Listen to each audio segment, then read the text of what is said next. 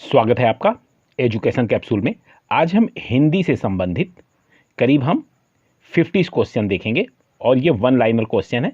चलिए शुरू करते हैं। तो क्या कह रहा है, किस युग को आधुनिक हिंदी कविता का सिंह द्वार कहा जाता है। ठीक है, तो आधुनिक हिंदी कविता का सिंह द्वार जो है भारतेंदु युग को कहा जाता है। ठीक है, हिंदी और द्विवेदी युग के प्रवर्तक कौन थे, तो महावीर प्रसाद द्विवेदी हैं, द्विवेदी युग के प्रवर्तक। हिंदी का पहला सामाजिक उपन्यास कौन सा माना जाता है, तो भाग्यवती है। चौथा देख लेते हैं क्वेश्चन, 1950 से पहले हिंदी कविता किस कविता के रूप में जानी जाती थी, तो वो प्रयोगवादी कविता के रूप में जानी जाती थी।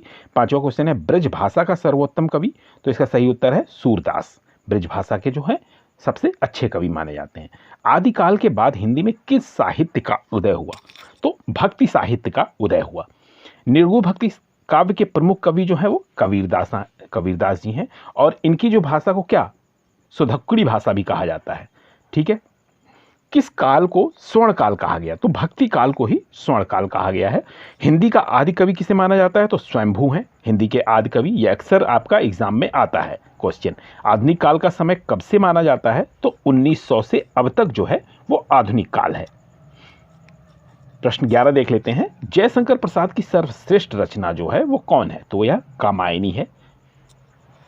बिहारी ने क्या लिखे हैं, तो बिहारी ने दोहे लिखे हैं। कबीर किसके शिष्य थे, तो कबीर जो है रामानंद के शिष्य थे।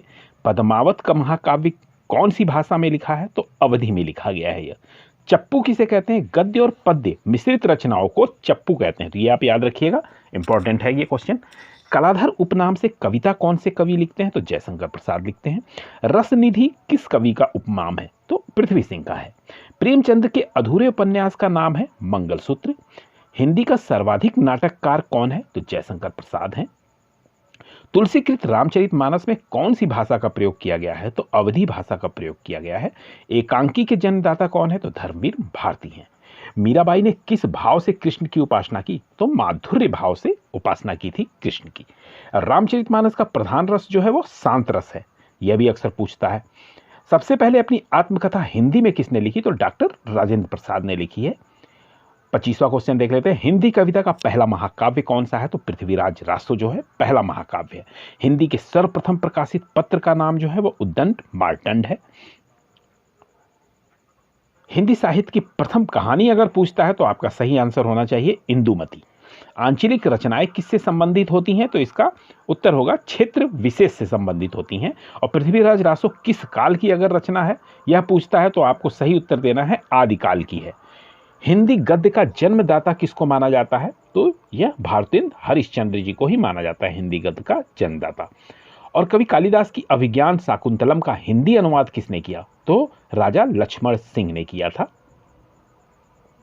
पद्य साहित्य को कितने भागों में बांटा गया है, तो 15 भागों में बांटा गया है पद्य साहित्य को।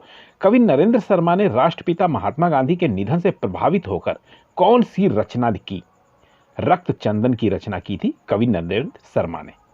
नाट्य शास्त्रकारों द्वारा अमान्य रस कौन सा है, तो यह विभत्स रस है। काव्य शास्त्र का प्राचीनतम नाम क्या है, तो वह अलंकार शास्त्र है। रीति संप्रदाय के संस्थापक कौन थे, तो आचार्य वामन है रीति संप्रदाय के संस्थापक।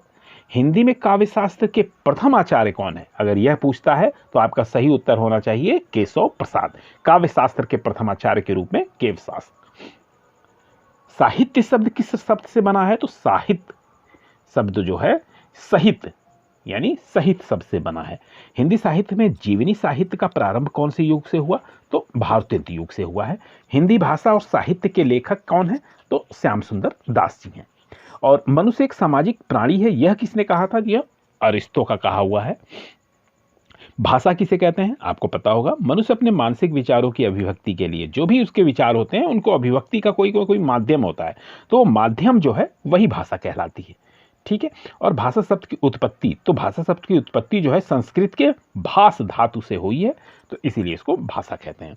और सामान्य शब्दों में हम भाषा को किस तरह से व्यक्त करेंगे, तो भाषा मतलब वह साधन है जिसके द्वारा मनुष्य अपने भावों और विचारों को बोल कर या लिख कर दूसरे के सामने प्रकट करे और दूसरे लोग जो है उसको समझ पाए, तो इसी को क्या है सामान्य शब्दों में हम भाषा कहते हैं। और भाषा को मोटे रूप में कितने रूपों में विभाजित किया गया है, तो देखिए भाषा को जो है मूलतः 2 भागों में विभाजित किया गया है। एक तो लिख के लिखकर आप किसी को समझा सकते हैं और किसी को बोल के, तो यानी लिखित भाषा और मौखिक भाषा। हिंदी भाषा का संबंध किस लिपि से है? तो देखिए, हिंदी भाषा का संबंध जो है वो देवनागरी लिपि से है।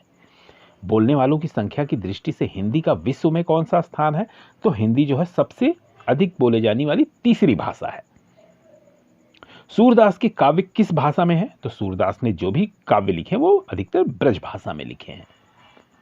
संविधान के किस अनुच्छेद में कहा गया है कि संघ की राजभाषा हिंदी और लिपि देवनागरी होगी? तो यह अनुच्छेद जो है 343 में लिखा गया है और कहा गया है। हिंदी शब्द की व्युत्पत्ति कहाँ से हुई, मतलब कहाँ से ये हिंदी शब्द का जन्म हुआ? तो अगर पूछता है तो वो सिंधु, हिंदी शब्द खुद जो है सिंधु से लिया गया हुआ है। ठीक है, थैंक्स फॉर वॉचिंग, धन्यवाद। आशा है आपको ये सारे क्वेश्चंस पसंद आएंगे।